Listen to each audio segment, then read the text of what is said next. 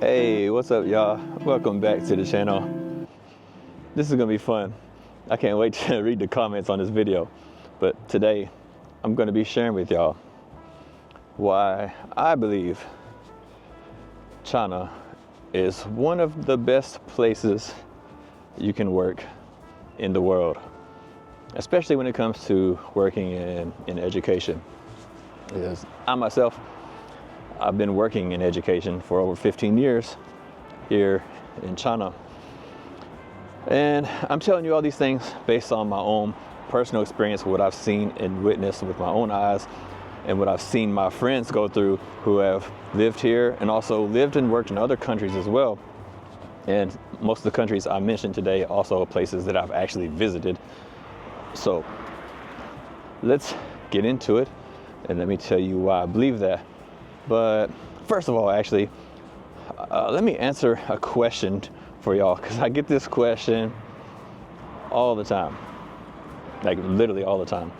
And people like ask this question really crazily, actually. They look at me, they give me this like weird look, or like they talk to me like online conversation or something. They just really give me this crazy look and they say, why China? And my question to them is, why not China? Because it's a communist country. That's what they say, oh, it's a communist country. But look, before we even, hey, sorry guys talking to me. Before we get into what I mean by that, look, Vietnam is a communist country, and Vietnam gets praise from so many people all over the world, even from Americans who always say bad things about communist countries like China. And then, so I don't know, let's take Thailand for example, another country which everybody loves, which I know Thailand is not a communist country. Thailand has a king actually, so it's a monarchy. But you know, go to Thailand and say something bad about the king and see where that lands you. Or go to Thailand and order some food from a food delivery app and leave a negative comment and see what happens to you. It's some of the laws there are even more strict than they are in places like here in China, which is supposedly a communist country. So that's my question to you. Why not China? So anyway, forget about that. Let's get into why I actually think this is one of the best places in the world to work. And I really do believe that, and I really do mean that when I say that. I'm not just like trolling you guys or something. So number one is going to be the cost of living versus the salary that you actually get. And I've made several videos on this before, but I'll just go over it really quick.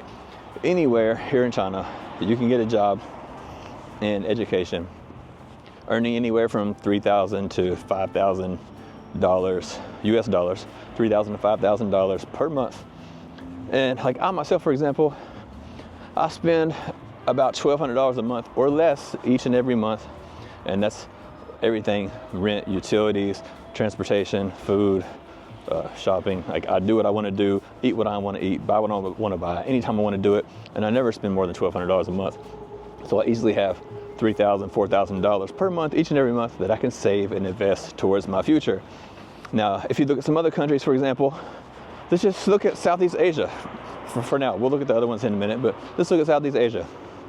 I have friends in Vietnam, I have friends in Thailand, friends in Malaysia, working in education. And so noisy. In Vietnam, for example, you're gonna make $1,000 to $1,500 a month, maybe $1,800 a month if you're working at one of the top tier schools, but generally it's gonna be $1,000 to $1,500 a month. And I've got friends there who are surviving on, $1,200 a month, $1,500 a month. I mean, like surviving, not living. They can't do what I can do. They can't buy what they want to buy, even they want to eat, do what they want to do anytime they want to do it. They can't do those things. And at the end of the month, they have, $100 if they're lucky, $200 that they can save towards the future. Like that's really it. And it's the same situation in Thailand, in Malaysia, Indonesia, Cambodia. It's all the same situation. Don't even mention Philippines. In Philippines, Filipinos can do the same job you can do, and they can do it better than you probably, they're more educated than you, and they can do it for a lot less money than you. So there's not even maybe even an option when you think about Philippines in terms of working there as an educator. You might as well forget that. Look at a place like Japan. Okay, you're going to make $1,500 to $2,200 a month. It's going to cost you $1,500 a month just to live, and it's going to cost you more than that if you want to like not just get by. You want to like actually enjoy yourself. It's going to cost you more than that. So again, you're looking at $200 a month that you can put away and save for your future. Same thing in South Korea. You're going to have the same situation. If you want to go to South America, similar situation to Southeast Asia. You're looking at $900 to $1,200 a month salary. It's going to cost you $1,000 a month to survive. Again, there's no other place that compares to China in terms of cost of living versus the salary. So brings me to my next point.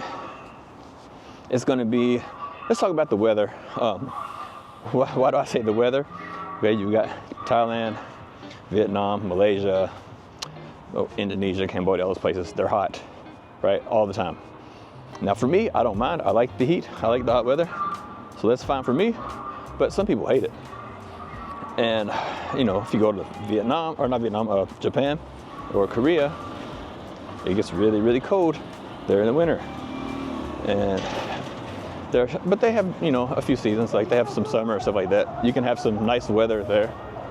So I'll give them that part. But you don't really have a lot of options, you have to deal with all the seasons.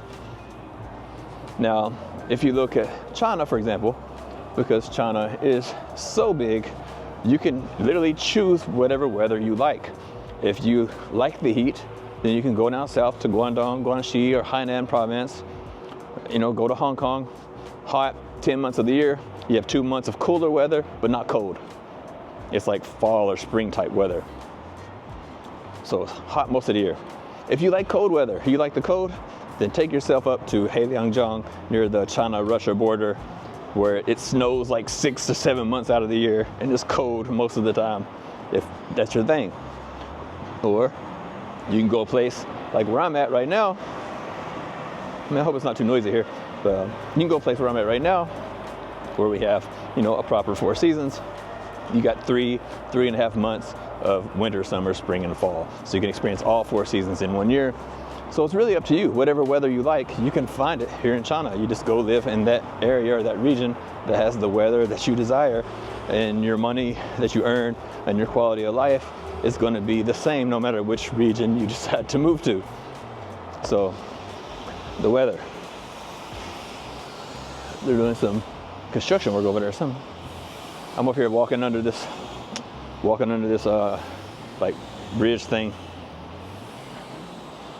Anyway, number 3.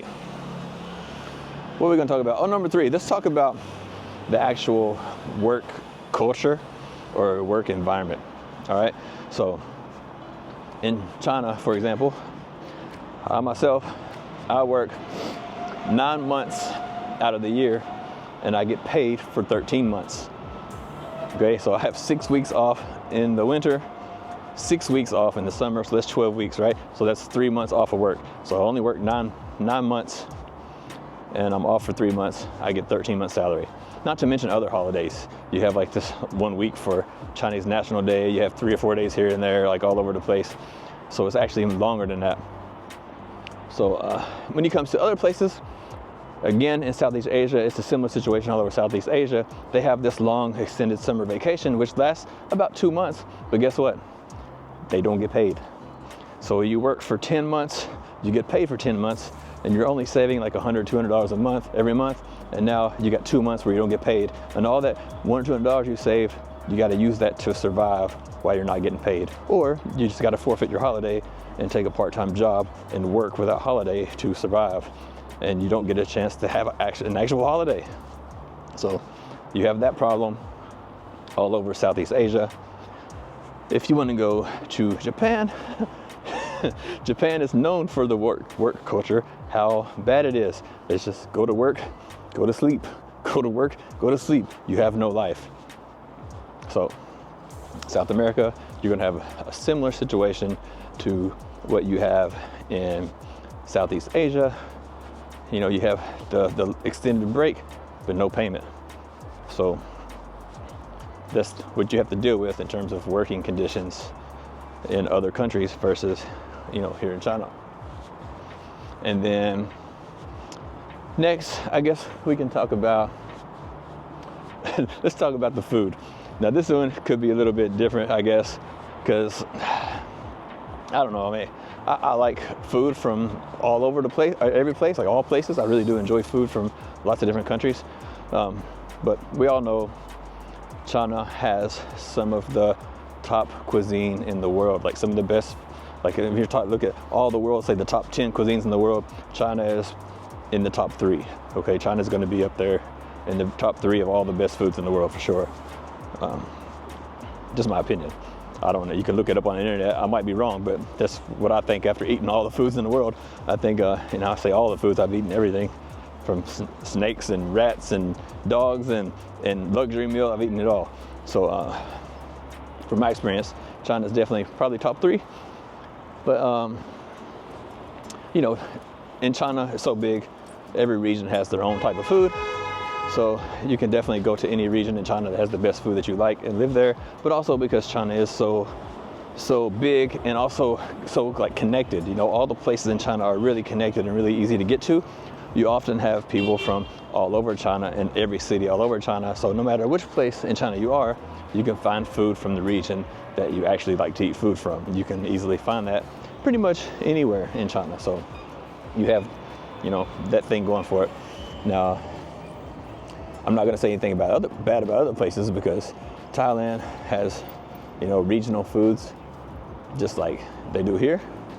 But over there, the food is actually really great also. Like I think Thai food is wonderful. I really like it. And again, they have like everything you can imagine. So Thai food is really good.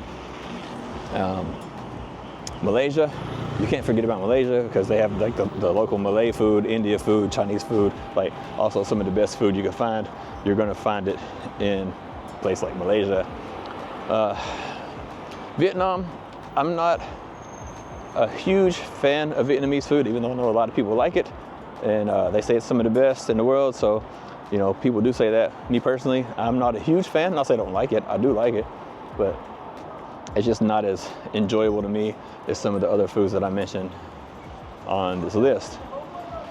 And then, other than that, that guy almost crashed his bicycle looking at me like a dummy.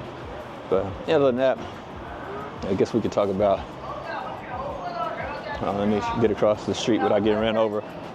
Philippines, for example, I think Philippines food is underrated. I think it's much better than people give it credit for. But is it better than Chinese food or better than Thai food or Malaysian food? No, I don't think so. But it's not bad. Like people give it a bad name, but it's not as bad as people say it is. So, man, this is a big road to cross. I'm trying not to get ran over while talking to this stupid camera. In terms of Western food, in all these places that I mentioned, we all know Japanese food is good, but they have a lack of variety. I forgot to tell you that. And Korea too. Korea's got a lot of good dishes, but also I feel a lack of variety. No matter where you go in Korea, the food's always the same shit. So, but it is good. But in terms of Western food, as I was saying, you can find Western food, of course, in all these different places that I mentioned. And actually, in my own experience, I would say Thailand has more options and more choices and better than China for the most part, except unless you're talking about like a special region in China. I'll say like Hong Kong, for example. You go to Hong Kong or Macau or Taiwan, you're going to find some really top tier food from any place in the world that can outshine any other place. But in terms of just like you just go around to any old regular city, you're going to find more choices and more options and better Western food in somewhere like Thailand. Actually, to be honest with you, I had some of the best American barbecue I've ever had in my life in Vietnam, in Da Nang, Vietnam. And it was just like a place owned by an old Army veteran, but they had some of the best American barbecue I've ever had, and I ate it in Vietnam, not in America, so that's kind of crazy. But yeah, But China does have options for Western food. Of course, you can find any type of food you want. You know, you can find the Mexican food, Italian food, and Japanese, Korea, etc., etc. They have everything here. And it's not bad, okay? It's not saying it's bad. It just might not be as many choices or as many options in a place like Bangkok, of course, something like that. So when it comes to the food, I would still say China is probably the best because China has some of the best food in the entire world. And you can find it any place you want to find it here in China. So yeah, when it comes to working, I really do believe, based on some of these things, there's some other things too, it's not coming to me right now. So I don't make scripts for this stuff. Just tell you how I feel. But yeah, that's really it. I really do believe there's no place better in the world to work than working in China, especially if you're going to work in education. Feel free to disagree in the comments below. I'm looking forward to it, and I'll see y'all on the next video.